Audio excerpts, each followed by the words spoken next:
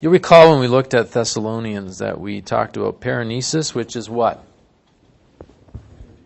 Exhortation, right. And we said there's usually three forms subordinate to this form of paranesis, which were memory, model, and maxims. Remember the three M's? To inculcate proper duty, proper behavior, Paul favored reminding his churches and his people of certain things, modeling for them certain practices and truths, and then inculcating these things in short maxims or proverbs. I'm sure that's coming back to you now. What does he remind Timothy of in 1 Timothy? Well, he reminds them to avoid false interpretations of the law, Jewish fables, genealogies, and certain legalistic codes. He reminds him to teach the proper use of the law and to see as the center of sound doctrine the salvation of sinners. So he's reminding Timothy here of all the basics. He's repeating them and inculcating them.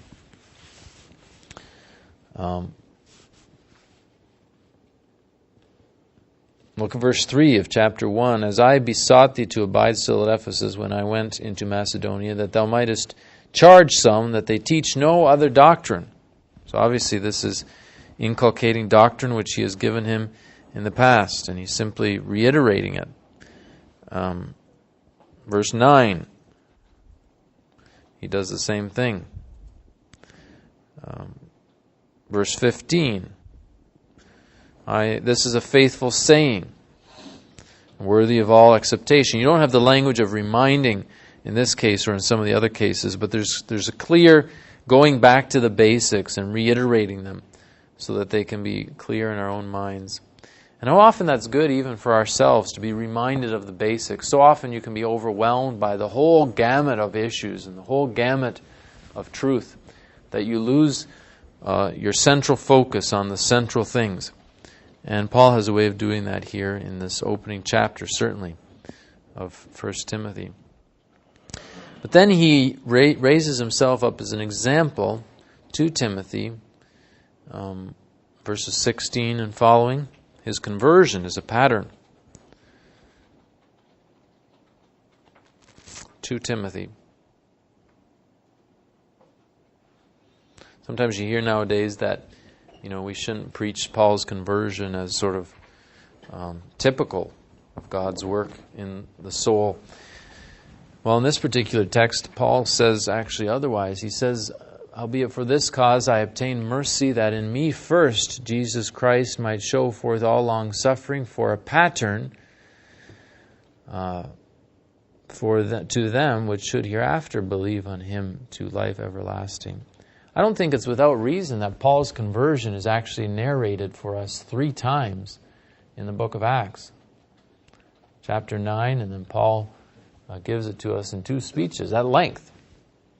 Scripture certainly highlights it, and it's a pattern. Now, obviously, it's not a pattern in all the external factors that occurred in Paul's conversion, but in the basic essence of what happened to Paul when he encountered Christ, when Christ's word became effectual and powerful in his heart and soul, when he was brought to submit under Christ and under his word, when his eyes were opened to truth and all the rest, he became a pattern to those who should afterwards believe. But there are also negative patterns. Hymenaeus and Alexander are lifted up here as negative patterns, of whom Hymenaeus and Alexander,